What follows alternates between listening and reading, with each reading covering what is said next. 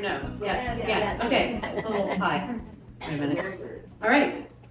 Thank you very much for coming out. It's a pleasure to speak with all of you. I actually first did this event in 2018 when we were at Six Harbors. I don't know if anyone was at that event, but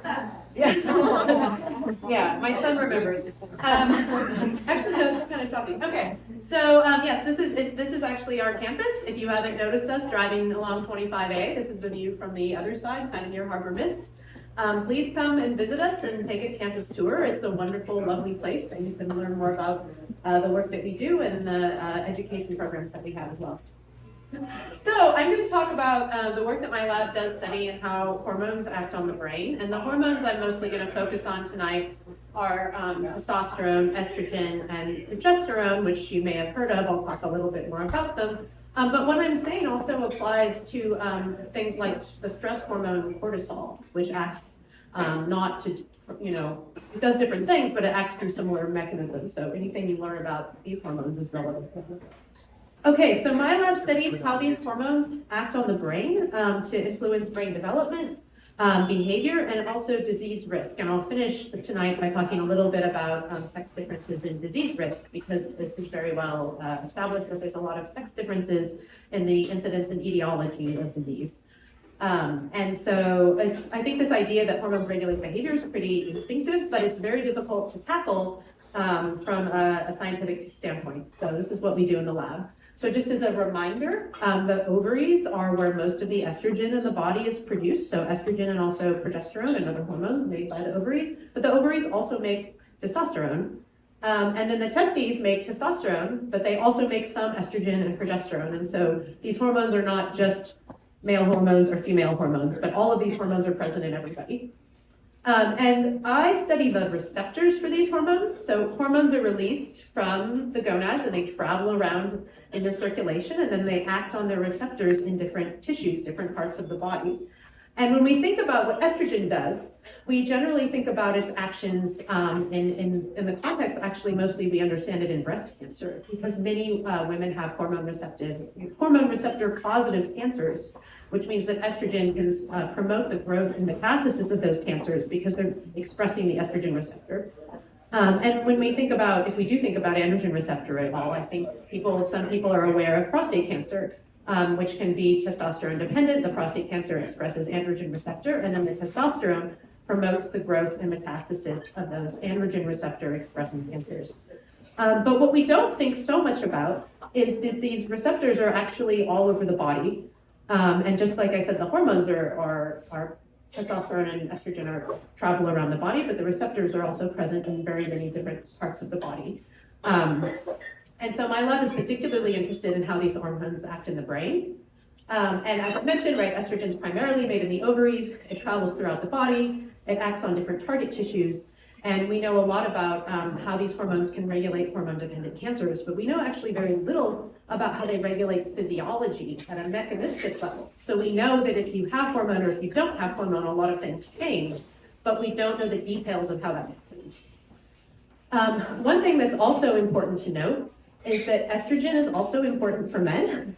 And this is because all estrogen is actually made from testosterone. Actually, all these hormones start as cholesterol, and then they're converted into the different hormones in different pathways. But this enzyme aromatase is actually what converts testosterone into estrogen.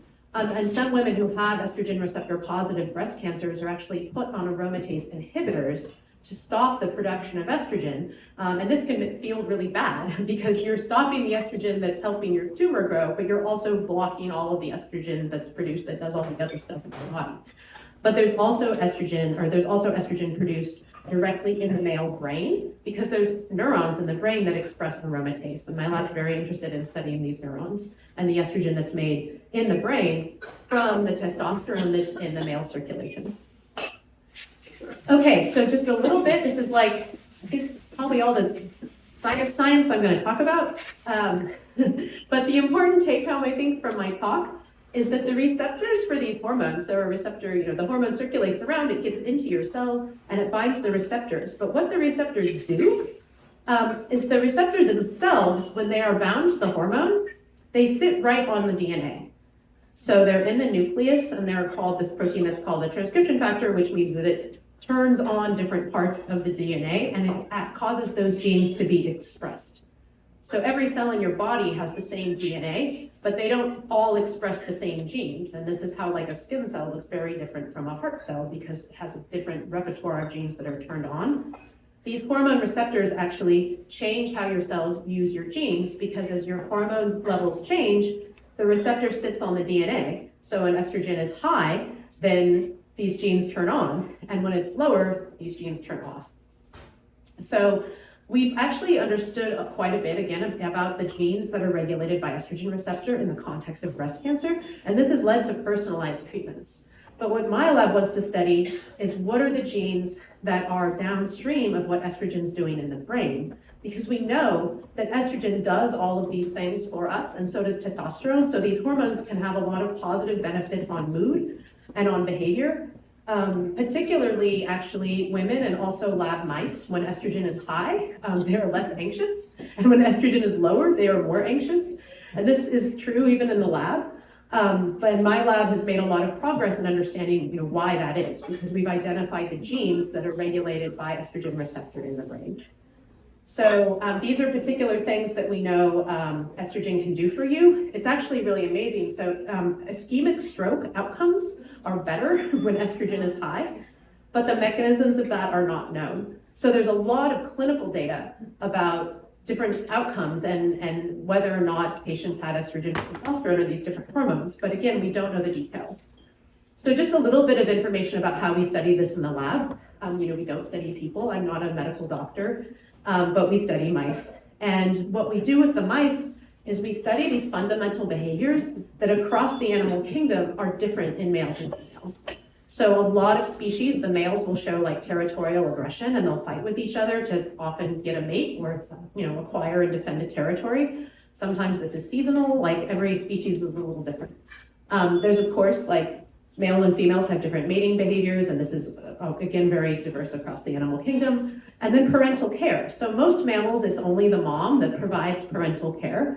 But some mammals, both the mom and the dad are really invested and they provide care to the offspring. And then actually in some species, it's only the dads. Like there's species of frogs where the dads are brooding the eggs and the mom takes off, right? So there's a lot of variation in the parental care as well. And we know that these behaviors are regulated by estrogen, testosterone, and progesterone. Anyone who has a pet and has gotten their pet fixed, you're getting your pet fixed because you're trying to dial this stuff down. In fact, you're probably trying to dial down the territory marking as well, right? So animals will do urine marking to mark their territory, and that's also regulated by testosterone. So we study these things in the lab, in lab mice. And we can ask which cells in the brain have hormone receptors, what happens to neural activity when hormone levels change. We can actually patch like a pipette directly onto a neuron in a slice and record its electrical activity in different hormone states. And we want to know which cell populations are influencing all these things that we know hormones can do. And mood is something that's very difficult to study. We can't really ask a mouse if it's depressed today. But we can say, well, we know if we get rid of estrogen receptor in this particular brain region, then the mouse isn't so motivated to care for her offspring anymore. So that brain region is probably involved in parenting, right? These are the kinds of things that we ask in the lab and really ask throughout neuroscience broadly. So the way that we can do this in the lab, in my lab in particular, is we use a lot of modern techniques in mice that allow us to just find the neurons that have the hormone receptors. So we can say, we just want to find the neurons that have the hormone receptors, maybe estrogen receptor, and we can take these neurons out and we can do molecular profiling, we can sequence the genes, we can do all kinds of things, and we can look at how the genes that are expressed in these neurons change across the lifespan, and we can maybe manipulate those genes and then look at how the animal changes its behavior. And so through our work, we've really identified a lot of genes that we know regulate these hormone receptors.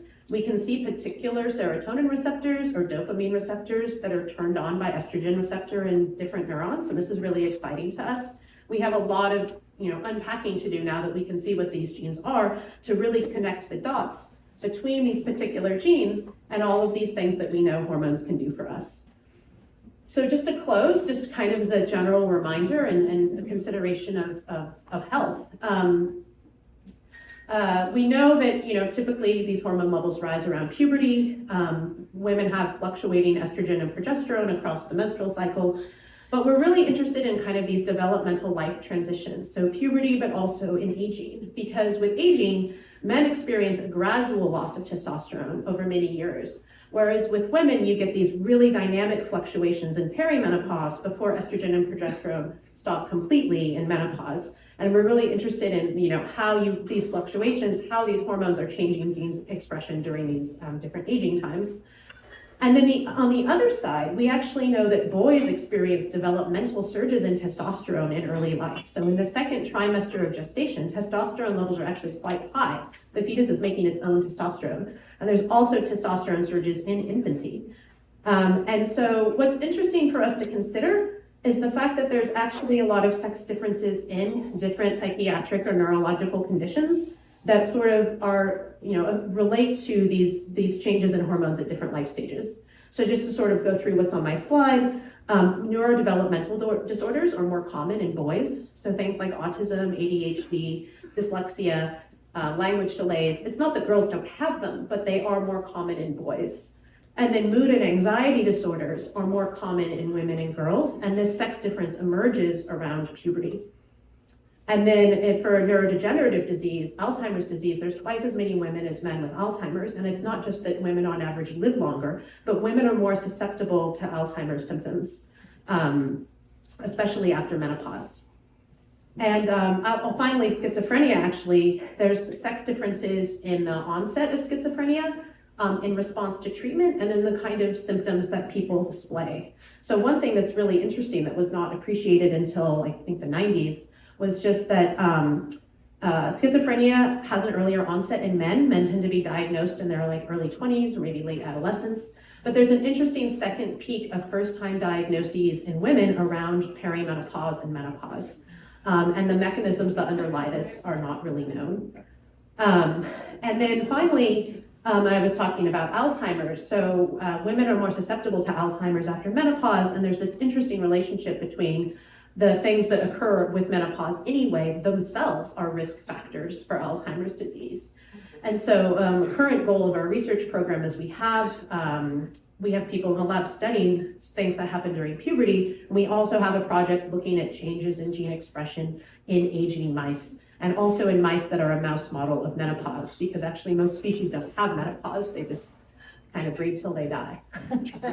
So that's kind of an overview of the rationale behind what we do. And we do all these things, again, in mice, not in people, but the genes that we identify, we can see that the places where the hormone receptors sit down, there's exact sequence matches in a lot of these genes in the human genome. So we really think going forward, the discoveries that we're making have the potential to have significant impact on human health.